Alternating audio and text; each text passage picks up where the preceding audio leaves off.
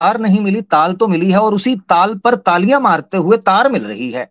अब दीपसेन भाई, अली रजा भाई ने बड़ा प्यारा सवाल कर दिया है, प्रश्न उनका बड़ा वैलिड है, और इसका उत्तर भी चाहिए, जरूरी।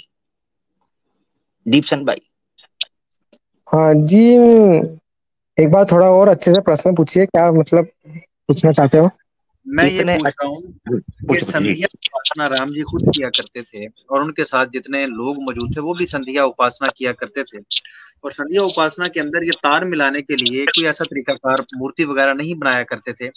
और राम जी के जाने के फौरन बाद भी उनके जो लोग मौजूद थे उन्होंने भी राम जी की मूर्ति नहीं बनाई, ना ही राम जी ने ये कहा कि तार मिलाने के लिए मेरी मूर्ति बनानी चाहिए।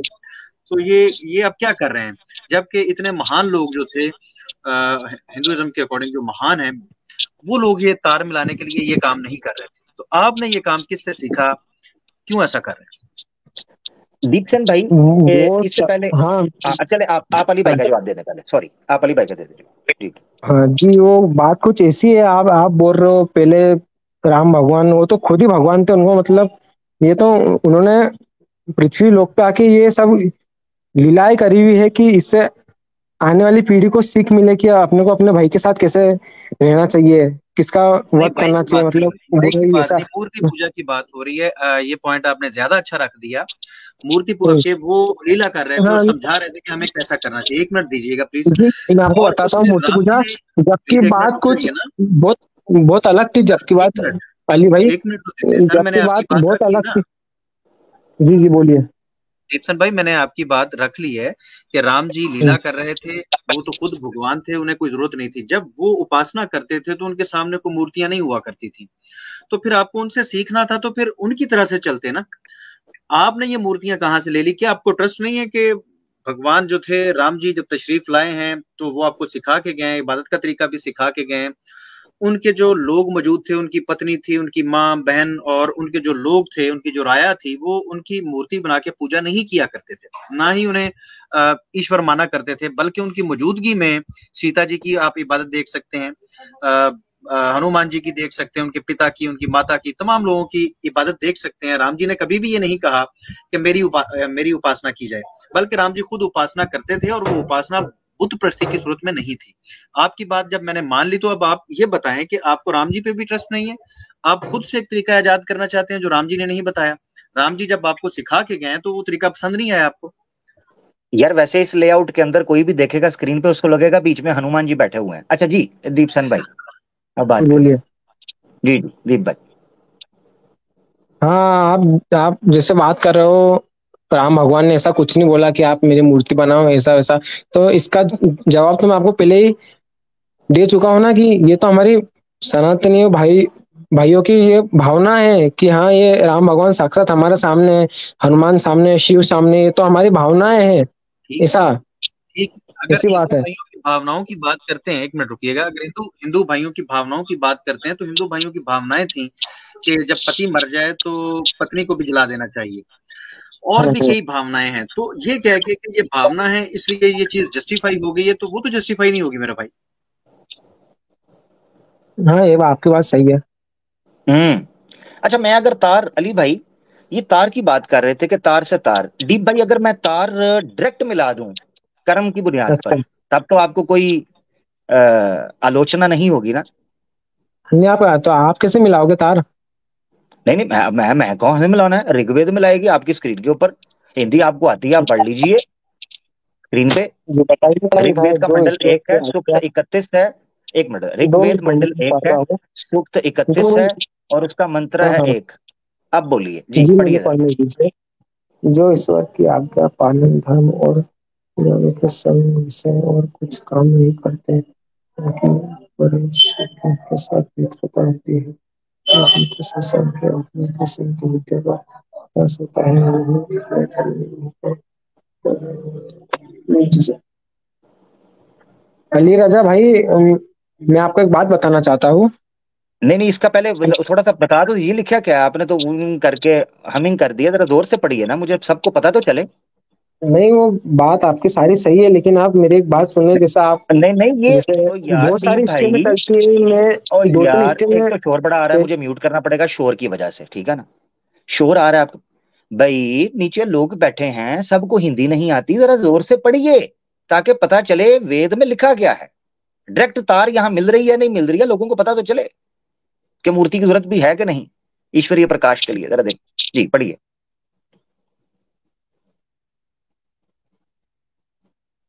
जी। माइक म्यूट है आपका जी। अब आ रही है आवाज? जी जी, अब आ रही है, जरा पढ़िए क्या लिखा है।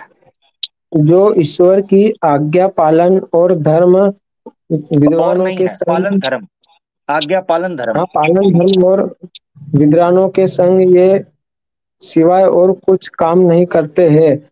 उनकी परमेश्वर के साथ मित्रता होती है, फिर उस मित्रता से उन्हें आत्मा के संग विद्या का प्रकाश होता है, और ये विद्राय और वो विद्वान, और वह विद्वान होकर जी।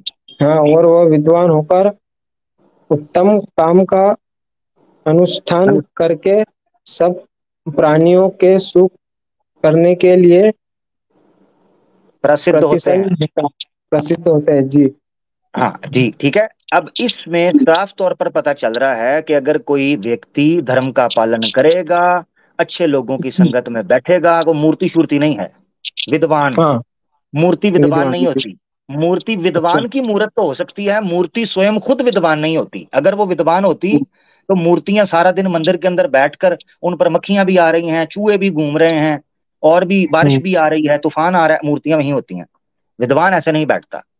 हाँ, जब वो जीवित थी हो सकता है विद्वान होते, मतलब श्री राम जी हो सकता है अपने जीवन में विद्वान होते। हाँ हाँ हाँ। अच्छा, हनुमान जी विद्वान होंगे जब जीवित होंगे, श्री कृष्णा जी भी विद्वान होंगे जब जीवित होंगे, मूर्ति विद्वान नहीं होती। ठीक है ना जी। जी, तो ये अच्छा, मैंने अब आपको है? बताया है ना कि जैसे आप इतने प्रश्न हमारे मूर्ति पूजा के ऊपर उठा रहे हो, तो इसका जवाब तो मैंने आपको सबसे पहले ही दे दिया कि ये एक हमारी आस्था है। फिर भले ये बारिश में बैठे, धूप में बैठे या काय में बैठे, ये हमारी आस्था है कि हाँ ओ भगवान की भाई मूर्ति है, हम उसको भगवान मानते हैं, तो यानी बात यानी खत्म। बात वहीं पे खत्म होती है। जैसे आपकी आस्था भी जैसे नहीं, वो खत्म नहीं होती ना। है, ओहो मजार दीप वजार के भाई, आप जो पूजा करते हो, दीप भाई चादर चढ़ाते बैसाखी हो, नहीं ना उसमें भी सर। कुछ नहीं होता है फिर। ओहो, चादर चढ़ाएं ना चढ़ाएं, बैसाखी नहीं, बैसाखी मेरे ख्याल से आप नए हैं, आप सिंपल भाई हैं, आपको नहीं पता होगा बैसाखी का अंतर अर्थ क्या है। दीप भाई देखें, मेरी बात जरा गौर से सुनिएगा। आप कह रहे हैं कोई फर्क नहीं पड़ता, फर्क यहीं से हम्म, पड़ता है। फर्क यहां से पड़ता है कि वेद में मूर्ति पूजा दूर दूर तक दिखाई नहीं देती। ठीक है। हम्म, अच्छा, जी। नंबर वन, अब मनुस्मृति अध्याय 2 श्लोक का 11, 12, 13 के अंदर डिटेल में लिखा हुआ है कि हाँ मैं इसकी धर्म बात को कर रहा था शुरू में। हाँ हाँ। धर्म को ज्ञान धर्म का ज्ञान प्राप्त करने के लिए परम प्रमाण वेद हैं, ये लिखा हुआ है हम्म, वहां पर। ठीक है, वेद से जी। ही सारा ईश्वरीय ज्ञान फूटा है इस संसार के अंदर। ठीक है ना। हाँ हाँ सही है। तो फिर जब वैदिक काल के अंदर मूर्ति पूजा नहीं मौजूद थी, जैसे अली भाई ने भी आपसे पूछा कि श्री राम जी किन की मूर्ति बनाया करते थे, श्री हम्म, कृष्ण जी किन की मूर्ति, हो सकता है बनाते हो, अगर बनाते वो हो तो वो भी उनसे भी पूछा जाता। ये है सारा मसला अली है राजा, जी। वो समय कुछ अलग था, वो दूसरा युग था, ये कलयुग है, इसलिए वो युग बहुत नहीं अलग था। उसमें मतलब जो भी संत हुआ करते थे, जो भी इंसान हुआ करते थे, वो भगवान की ध्यान में जैसे ध्यान नहीं करने नहीं बैठते थे तो उनके सारे वैसे नहीं, जुड़ते थे। देखे देखे देखे और देखे आजकल देखे का देखे देखे इंसान बहुत वो हो चुका है, तो मतलब देखे देखे उसको देखे मूर्ति पूजा देखे देखे जरूरी है ये इसलिए। अगर अगर समय की बात कर रहे हैं ना, तो आज के समय में तो मूर्ति पूजा अवश्य नहीं होनी चाहिए। उस समय में हो सकती थी, उसकी वजह बताता हूँ। देखें, उस समय में तो होनी चाहिए थी, आज के समय में नहीं होनी चाहिए थी। उसकी वजह मैं उस समझाता समय हूँ। में कैसे होनी चाहिए थी? नहीं, और मैं कह रहा हूं जो आप फिलॉसफी आप दे रहे हैं ना, फॉर्मूला, उसके अनुसार तो श्री राम जी श्री कृष्णा के समय पर मूर्ति पूजा होनी चाहिए थी उनकी, मगर आज के अच्छा नहीं होनी ये। चाहिए थी। उसकी वजह मैं बताता हूँ, उसकी वजह ये है, उसका हम्म, कारण ये है कि देखिए, उस समय के ऊपर मुझे खत लिखना पड़ता था। ठीक है ना जी। मिसाल के तौर पर आज से 30-40 साल पहले जब कैंप, या माइक म्यूट करें, आपकी चुच चुच बड़ी आ रही है बीच में, ये चुच चुच इरिटेट कर रही है। आपने फिर चुच चुच म्यूट कर लें मेरा भाई, म्यूट रखें, थैंक यू। ब्रदर राहुल को वेलकम करते हैं जी, अहलन वसहलन। ब्रदर राहुल कैसे हैं, खैरियत से हैं? आपको वेलकम कर लेते हैं, फिर हम आगे बढ़ते हैं। अस्सलाम वालेकुम वरहमतुल्लाहि वबरकातुहू। आमिर भाई, आली रजा खुर्रम भाई, खैरियत? जी जी, अल्लाह वालेकुम अस्सलाम, अल्लाह का शुक्र, ठीक ठाक। राहुल भाई मेरे साथ रहिएगा। मैं डगमगा के 50% सनातन धर्म के करीब जा रहा हूं, मुझे आपने पकड़ के रखना है बस, ठीक है ना जी। हाँ हाँ, मुझे पकड़ के रखना है। अच्छा, इंशाल्लाह। हाँ, कोई पंडित पुंडित आ गया तो मैं, कोई पता नहीं है मेरा। हाँ, मैं 50% तो पहले ही चला गया हूँ। अब उसने आके कोई बड़ी ऑफर मार दी तो मैं निकल जाऊंगा। अच्छा खैर, वापस आते हैं। देखिए भाई, मसला ये है कि आज से 30-40 साल पहले तक लोग फोटोएं खींच खींच के एल्बम बनाया करते थे, दीवारों पर लगाया करते थे। क्यों? क्योंकि उस वक्त फोन की गैलरी, ये इंटरनल स्टोरेज जो है वो नहीं था। आजकल लोग क्या करते हैं, एल्बम उल्बम लोग भूल चुके हैं। लोग क्या करते हैं, फेसबुक के ऊपर अपलोड कर देते हैं, स्टेटस पे अपलोड कर देते हैं। डायरेक्ट डायरेक्ट तार मिल गई है, direct. Smart season, smart generation है जी, स्मार्टफोन, ये इस वक्त आपको दुनिया के अंदर दिखाई दे रहा है। तो मूर्ति पूजा तो उस समय तो चल सकती थी, आज करने की जरूरत ही कोई नहीं। मंदिर मुंदर खत्म करो। अगर उन मूर्तियों में श्रद्धा और आपको उनकी शंसा करनी है, मोबाइल फोन के अंदर जनाब हनुमान की फोटो रखो, मंदिर चाहे बने ना बने। श्री राम जी की फोटो आप अपने लैपटॉप के अंदर रखो, अपने मोबाइल में रखो, अल्लाह अल्लाह खैर सल्ला। क्योंकि तार मिलानी है ना, तार तो आप बंद, वो एक सनातनी था, वो कहता बाथरूम के अंदर तार मिलाओ, कहता है संडास के अंदर बैठकर आप शास्त्र पढ़ो, धर्म शास्त्र। यकीन करें, हैं ये चले गए, किधर गए? ओ भाई मैं 50% हो गया हुआ था, ये चले गए हैं। उनकी तार मिल गई है जी, किसी मंदिर में चले गए, तार मिल गई। ओहो, ये तार ने पार लगा दिया है इनको। हाँ जी, अरे तो मैं तारा सीधियां की थी सब। अब मकसद कहने का ये है कि श्री राम जी, राम मंदिर बनेगा, राम जन्म भूमि मिल गई जनाब। हमें ज्ञान वापी से लिंग नजर आ रहा है चमकता हुआ, उसकी जनाब ऊपर से गोल गोल हमें टोपी सी नजर आई है शिवलिंग की। हैं जी, हमारे मुंह में पानी आ गया है। लिहाजा वहां पर आर्कियोलॉजिस्ट को भेजो, एंथ्रोमोर्फोलॉजिस्ट को भेजो, कड़ी बेलचे और कड़छे लेकर भेजो, वहां हम खुदाई करेंगे। ओ भाई, फोन के अंदर डाउनलोड करो शिवलिंग की फोटो, सुबह शाम देखो, सोते देखो, पत्नी के साथ देखो, बच्चों के साथ देखो, माता पिता के साथ देखो। स्मार्ट जनरेशन, धरती के बोझ, काम के ना काज के, दुश्मन समाज के। ये आपकी श्रद्धा, आपकी आस्था सर महंगी बड़ी पड़ रही है। मसला ये गंभीर मसला है, ये महंगी बड़ी पड़ रही है समाज को। यार मुझे एक चीज बताओ, मैं इतने बड़े दंगे, इतनी बड़ी तबाही किसी ऐसी चीज पर मचाऊंगा और जिसका डायरेक्ट कोई ताल्लुक ही ना हो, ऐसे ही बस, ऐसे ना करें, कृपया कृपया ऐसे ना करें। को कम दी गल करो, चबला ना मारो, बस थोड़ी मेहरबानी, ठीक है ना जी। मैं यहाँ कन्विंस होने के लिए बैठा हूं, ये मुझे उल्टा ही कन्विंस, रिवर्स कन्विंस कर रहे हैं कि सनातन धर्म पे कभी ना कबूल कर लेना। ये मेरे साथ टाइम टाइम फिश हो गया है। मैं टाइटल लेके बैठा था convince me to become Hindu, ये शुरू हो गया यहां पर चौथी एपिसोड में, convince me to not become a Hindu, don't become a Hindu. यार कमाल है, हैं? क्या बात है, क्या बात है, ये बात है सर। तो खैर, अली भाई ने भी बड़े प्यारे सवाल पूछे।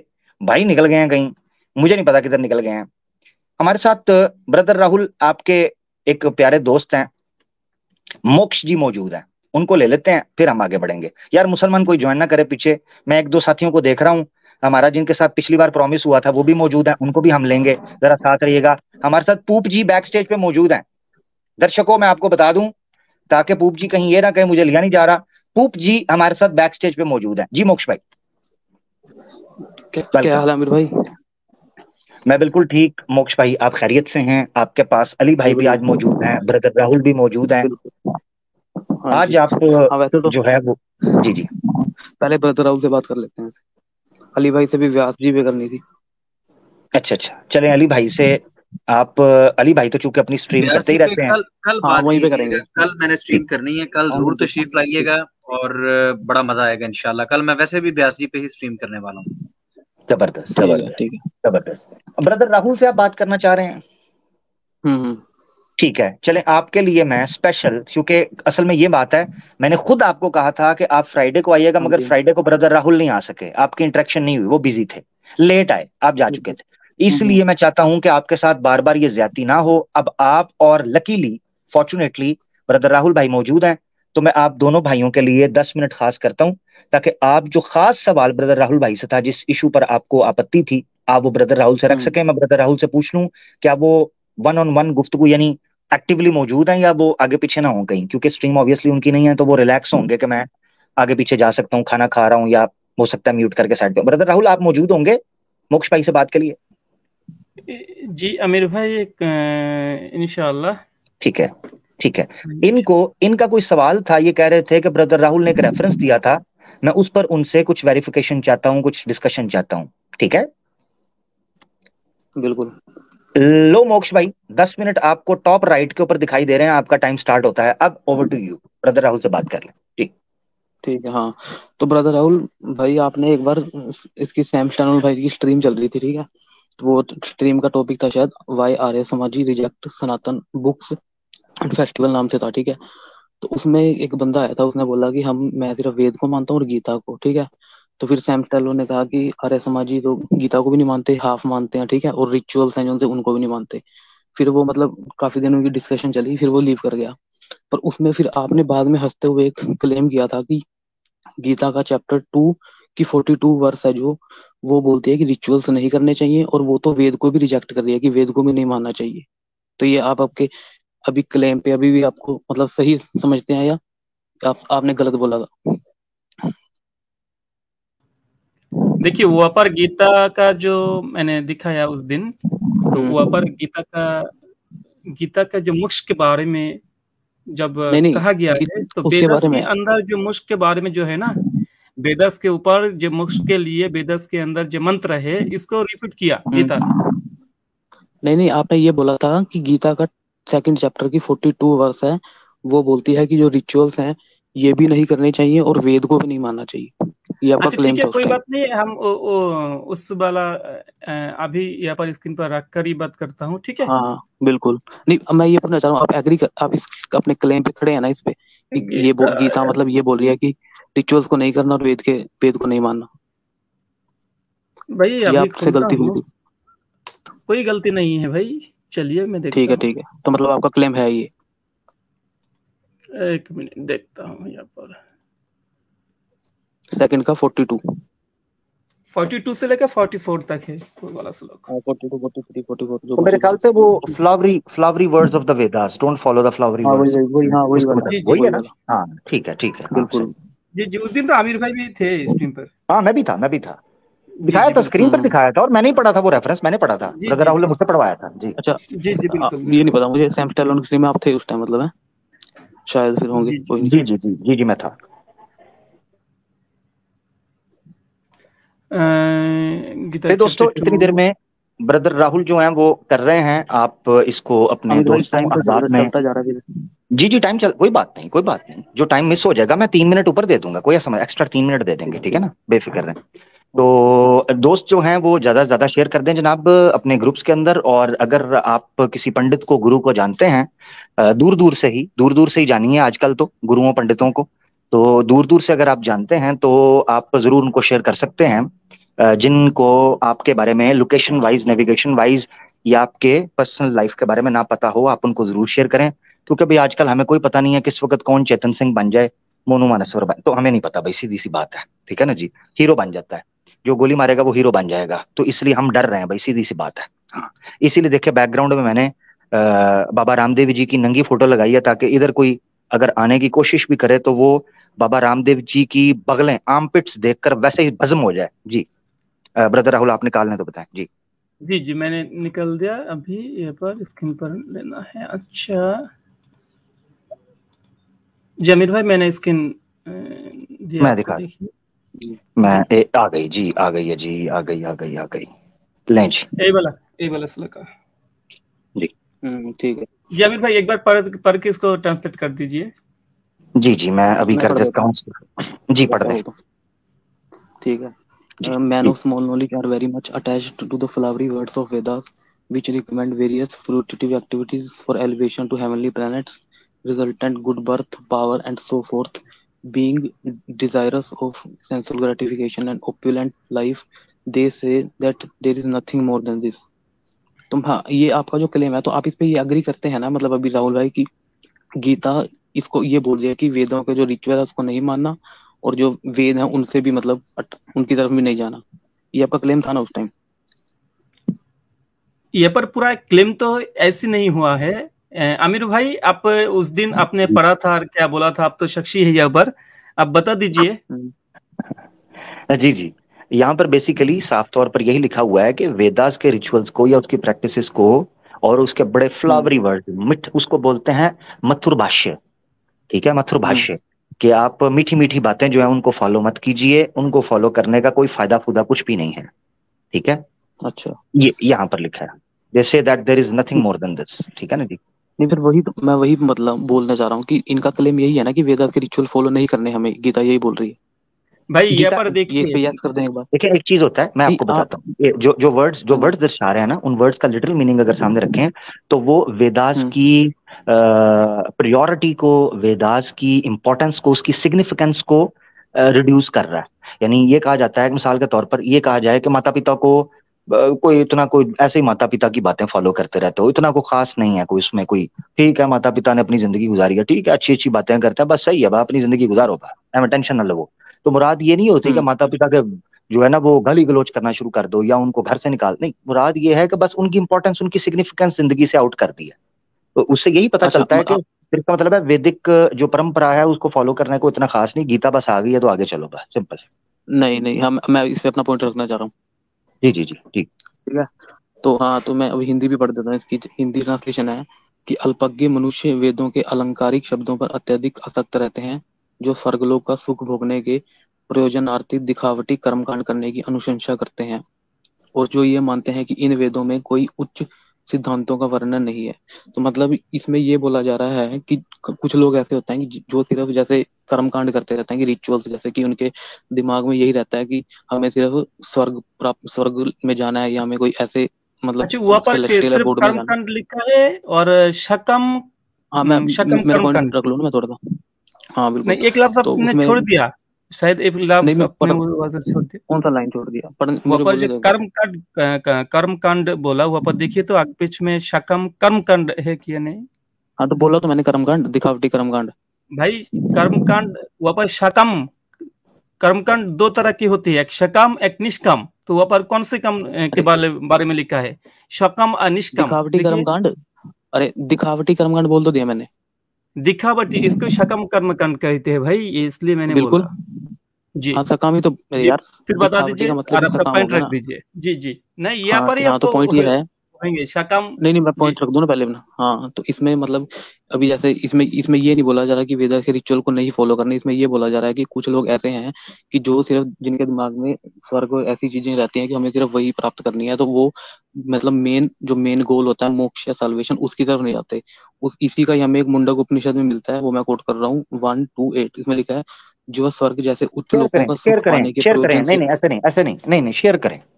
भगवत गीता को जो आपने दिया यार है उसको शेयर करें, हमें पता चले रुको, किसकी मैं ट्रांसलेशन है, अपने फोन, जैसे हाँ स्क्रीन हाँ, पर मैं है। चलो मैं अपने फोन का कैमरा खोल लेता हूँ हाँ, फोन दूसरे का फोन में, कैमरा ठीक है? खोलें, दिखा, जी जी जी जी जी, खोलें, दिखाएं, और ताकि हमें पता चले मुंडे को किधर गए हैं, किधर गए हैं। उसको अलाउ करेंगे ना, आपने कैमरा अलाउ खत्म किया तो वो बाहर निकल गए हम। ठीक है, उसको कैमरे को अलाउ कर देना। आपने कैमरा अलाउ नहीं, हाँ अभी अभी ऊपर आए। ठीक है, अभी ओपन करके स्क्रीन दिखाएं जो आपका आई, फिर चले गए वापस। एक बार आपको जाना पड़ेगा, मैं समझ गया हूं आपके साथ क्या हो रहा है। एक बार आप जाएं, जाने के बाद कैमरे और माइक को अलाउ करें जल्दी से, ठीक है ना, जल्दी से जरा कर लें, क्योंकि हमारे सामने ब्रदर राहुल ने तो हमें सामने दिखा दिया। ठीक है ना, प्रभु पादा जी का ट्रांसलेशन उनका दिखा दिया उन्होंने। अब ये है कि आप उपनिषद पेश कर रहे हैं, भगवत गीता का हिंदी अनुवाद पेश कर रहे हैं, वो स्क्रीन पर आए तो सही, पता तो चले शब्द क्या वहां पर लिखे हैं, हम ही तो देख सकें। ठीक है, ओपन हो गया, एक मिनट, ओपन हुआ शायद आपका। जी, उसको दिखाएं, आईपैड पर लाएं सामने। दिख रहा है कि नहीं? नहीं नहीं, दिख, अंधेरा है। जिस तरह सनातन धर्म मुझे नजर आ रहा है वैसे ही आपकी स्क्रीन नजर आ रही है, मैं क्या करूं फिर। रुको अभी। हाँ अब दिखा कुछ? हाँ, अब थोड़ी सी को दूर से किरण आई है, हल्की सी। इसे जूम एक बार स्क्रीन बड़ी कर लो अगर दिख रहा है। चलो मैं एक मिनट करता हूँ जी। हम्म, नहीं नहीं, वो बफर हो रही है, स्टक हो रही है अब स्क्रीन। देखो, अब नहीं रेफरेंस नंबर हाँ, देख लो सिर्फ, मैं बोल दूंगा सिर्फ। नहीं वो सब समझ ही नहीं आ रहा। इसको इसको कैसे शेयर करें? अब ये स्क्रीनशॉट लेके मुझे ईमेल कर सकते हैं आप? यार ईमेल करूंगा निकल जाएगा, ये मैं कोड कर रहा हूँ ना रेफरेंस। चलें कोट कर 128 दें यार, खोल सकते आपको हो। आपको आपको हम मौका दे देते हैं, कोट करें जरा, चलें कोट कर लें। Walk the talk. देखो गलत तो मैं करता हूँ, आपको पता है, गलत कोड नहीं करता हाँ हाँ प्लीज। ठीक है, गलत आप नहीं करते बिल्कुल, वो तो पहले वाले कर गए जी। लेट्स वॉक द टॉक जी। ठीक। हाँ तो इसमें भी ये बोला जा रहा है कि जो स्वर्ग जैसे उच्च लोकों को सुख पाने के प्रयोजन से वेदों में वर्णित कर्म कांडों में व्यस्त रहते हैं और स्वयं को धार्मिक ग्रंथों का विद्वान समझते हैं, किंतु वास्तव में वे मूर्ख हैं। वे एक अंधे व्यक्ति द्वारा दूसरे को रास्ता दिखाने वाले के समान है। यानी इसमें भी लिखा है कि जो सिर्फ जिनका मेन मकसद ये रहता है कि हमें वेद में जो भी लिखा है उससे हमें सेलेस्टियल अबोर्ड या स्वर्ग लेना है, वहां तक जाना है, तो उनके ऊपर अटैक किया गया कि ऐसे लोग मूर्ख हैं। ठीक है। और अगर हम दूसरी गीता में ही जाएंगे तो गीता की भगवत गीता की 3rd चैप्टर का 15 है, उसमें लिखा है कि वेदों में सभी जीवों के लिए कर्म निश्चित किए गए हैं और वेद परब्रह्म भगवान से प्रकट हुए हैं। परिणाम स्वरूप भगवान सभी यज्ञों में नित्य व्याप्त रहते हैं। इसमें लिखा है कि वेद भगवान से प्राप्त हुए और उसमें हमारे लोगों के लिए एक जो कर्म हमें करने वो हम उनके बारे में मेंशन है, तो हमें वही कर्म करने चाहिए। ठीक है। और ये गीता का 10:22 है, इसमें लिखा है कि मैं वेदों में सामवेद हूँ। ठीक है। और जैसे और मैं समझ बताता गया, हूँ अगर। रुकिएगा, मैं समझ गया हूँ। ब्रदर राहुल आपको, क्योंकि ब्रदर राहुल साहब मुखातिब, जरा रुकिएगा 1 मिनट। मैं जरा टाइमर दोबारा जो है ना वो अब 5 मिनट का लगा दूं, ठीक है ना, क्योंकि 10 मिनट पहले क्लियर हो गया और बीच में हम 3 मिनट ऐड करके, कोई बात नहीं, 2 मिनट को हम राउंड अबाउट के लिए हम 5 कर लेते हैं, राउंड फिगर के लिए, सॉरी। अच्छा ब्रदर राहुल आपको बात करना, क्योंकि मेरे दिन में एक सवाल आया ब्रदर राहुल भाई इनकी बात के ऊपर। जी जी, असल से बात क्या है अमीर भाई, ये जो मोक्ष भाई है ना, हमारा को क्या दावा है, और वो जो गीता का 242 से लेकर 44 तक क्या दावा है उसको नहीं पता चले जाता। देखिए मोक्ष भाई, यहाँ पर जो गीता जो यहाँ पर लिखा है, विवेक वर्जित आदमी ने वेद का जो पुष्पित वक्त है आसक्त से और सगलोक के लिए एक काम करती है। वेद का जो देखिए कर्म 2 तरह की होती है, एक निष्काम एक सकाम। ये तो बिल्कुल सही है, गीता 2:27 के अंदर मौजूद है। तो कौन से कर्म करना चाहिए? निष्काम कर्म, सही, बिल्कुल। तो यहाँ पर वेदास के अंदर जो कर्म कांड है, वेदास तो 3 तरह की बटा हुई है, इसके अंदर एक कर्म कांड है।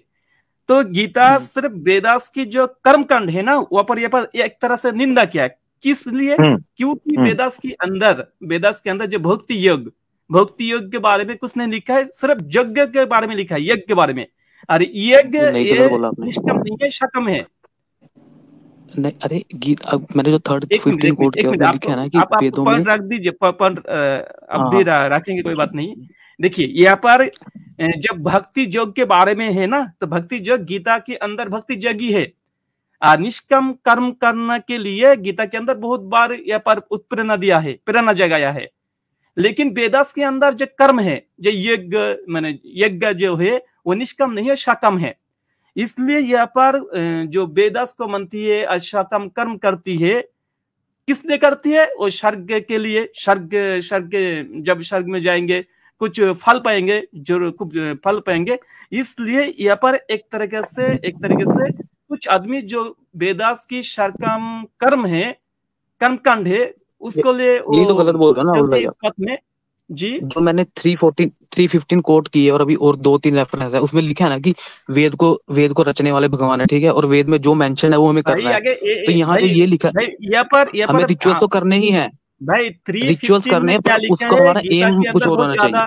बहुत जगह पर भी श्री कृष्ण जी भी दावा किया, मैं ऋग्वेद, सामवेद और यजुर्वेद है, और दावा किया। अथर्ववेद के बारे में भूल गया था, कोई बात नहीं, ठीक है, कोई बात नहीं। हाँ अब मैं बताता हूँ जो अथर्ववेद है। रुकिए ना भाई, मुकेश भाई पहले एक क्वेश्चन 242 वाला आइए, फिर 315 में क्या है देखोगे, ठीक है, कोई बात नहीं। तो यहाँ पर जो इंटरप्रिटेशन है, ये यहाँ पर अरे मैंने आपको उपनिषद में कोट किया ना, इसका निंदा किया गया है, क्योंकि वेदास ऐसा प्रेजेंट कर रहे हो राहुल भाई, वो के शकम कर्म है, शकम निष्कम नहीं है। आप इसे ऐसा प्रेजेंट कर रहे हो कि वेद में जो रिचुअल है उसे रिजेक्ट करना, हमें सिर्फ रिचुअल्स को निकाल के उस जो बचेगा वेद में वो मानना है। लेकिन जो उपनिषद कोट किया मैंने, शकम कर्म किसको कहते हैं पता है आपको?